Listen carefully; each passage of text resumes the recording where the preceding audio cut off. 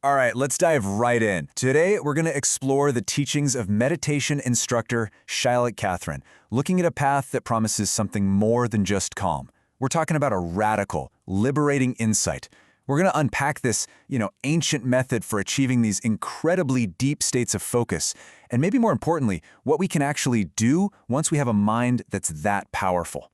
So, let's get into it. You know that feeling, right?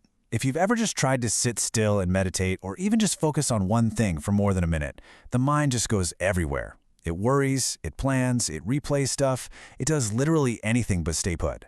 It's a struggle we all know. But what if the answer wasn't about fighting your mind, but, well, befriending it in a totally different way? To really get this method, we have to go way back, like 2,500 years. In our story, it doesn't start with some serene master. It starts with a really desperate prince, a guy who had tried everything to end suffering and was basically on the verge of just giving up.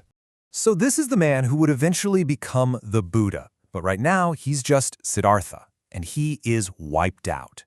For years he's been doing these extreme practices, fasting, pushing his body to the absolute brink, and nothing. It hasn't brought him the answers he was looking for. He's totally stuck, and he's realizing, okay, punishing my body is not the way to free my mind. And then, just as he's about to quit, this memory pops into his head. It's not from his intense training, it's from when he was a kid. Just this simple, beautiful moment of sitting under a tree. And in that memory, he wasn't fighting or striving at all. He was just peaceful, happy, and effortlessly focused. And he thought, wait a minute, why am I so afraid of that kind of pleasure? This was the absolute turning point. And this is the crucial part. He realized that this pleasant, super-focused state, which is known as jhana, it wasn't a distraction from the path, it was the path. He understood that a happy, unified, and concentrated mind was the most powerful tool you could possibly have for seeing the truth.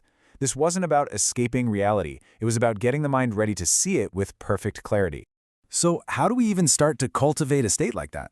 Well, before you can get that kind of laser focus, you have to prepare the soil. Shaila Catherine has this fantastic metaphor for this. The mind is like a garden. And if you want to grow anything beautiful, first you got to deal with the weeds. This is really the core question of our inner gardening, isn't it? Being alone isn't about nobody else being around. It's about looking at the mental states we're constantly hanging out with. Are we always feeding things like craving and restlessness and doubt? Or are we trying to grow something a little more wholesome?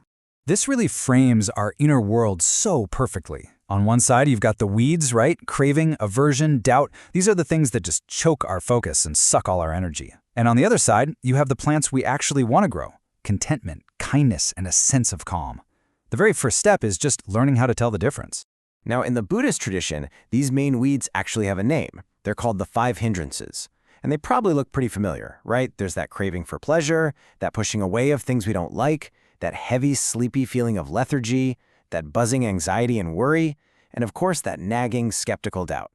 Think of it as the original list of human distractions. It's the ancient version of your phone buzzing 24/7. But here's the key strategy, and it's not what you'd think. You don't start by trying to just rip these weeds out by force, because that just creates more struggle and tension. The first and most powerful move is to simply stop feeding them. Just stop watering them with your attention. And this quote just brilliantly lays out the whole 2-part process. The practice of concentration, which is called samadhi, that's what stops the cycle. It just cuts off the energy supply to those unwholesome states, and they start to wither away. The mind gets calm and strong. But it's the second part, insight, that comes in later to pull them out by the root so they don't come back. Okay, so once we stopped watering the weeds, what starts to grow instead? This is where the practice starts to feel really, really good.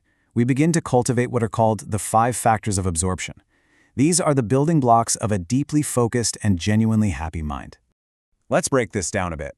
First, you direct your attention to one thing. That's vitakka. It's like striking a bell.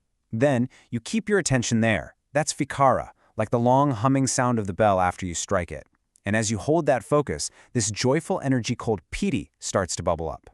Then that joy deepens into sukha, which is this profound, peaceful happiness. And finally, all of this leads to ekaggata, a mind that's just perfectly stable, unified, and unshakable. So when all those factors come together, that state is samadhi. And it's not some tense, forced thing. It's this beautiful state where the mind is just collected and totally at ease. All that internal chatter has finally stopped, and there's this deep sense of wholeness and calm.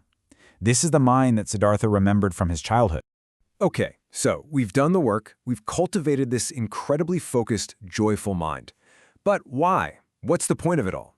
This is where a lot of people get kind of stuck. They think that blissful state is the goal. But as Shaila Catherine explains, it's really just the beginning. I absolutely love this analogy. It's just so perfect. Think about it.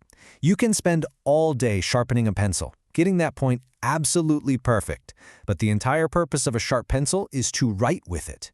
Well, in the same way, the whole purpose of a sharp, concentrated mind is to use it. So this is the big question, isn't it? You now have this incredible instrument. The hindrances are quiet, the mind is bright, it's agile, it's ready to work. So what kind of work is it built for? What can you actually see with a mind that's this clear? And this slide really lays it all out. Samadhi, that concentration practice, forges the tool. It gathers up all the mind's scattered energy into one powerful point.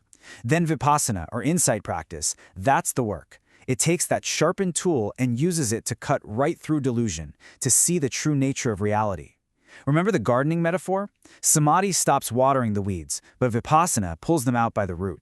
And what does it see? It sees these fundamental truths about all of our experiences. That everything is impermanent, it's always changing, that nothing can give us lasting, ultimate satisfaction, and maybe most profoundly, that there is no solid, fixed, unchanging self at the center of it all. And this isn't some philosophical idea to think about, it's a direct perception that's only possible when the mind is quiet enough to see it. So let's bring this all home. This whole path, from the Buddha's first flash of memory all the way to the modern teachings of people like Shaila Catherine, it's a really clear journey. It goes from a scattered mind to a focused mind, and ultimately from a focused mind to a free mind. This quote from one of Catherine's teachers, man, it's so powerful because it just reframes the entire goal. See, a full step is when our mind lands on something, a thought, a feeling, an idea of who we are, and it clings.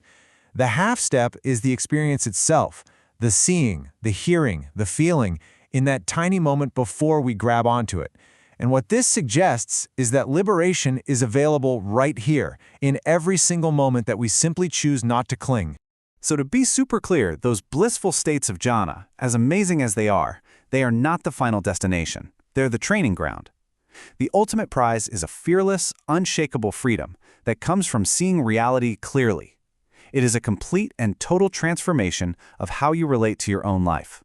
And that really leaves us with a final question to just sit with. This whole journey, it starts with the simple, radical act of just letting the mind become still. It's a process of letting go of the weeds to grow focus, and then using that focus to see clearly. So what might be waiting for you on the other side of all that mental noise? What truths might be revealed in the silence?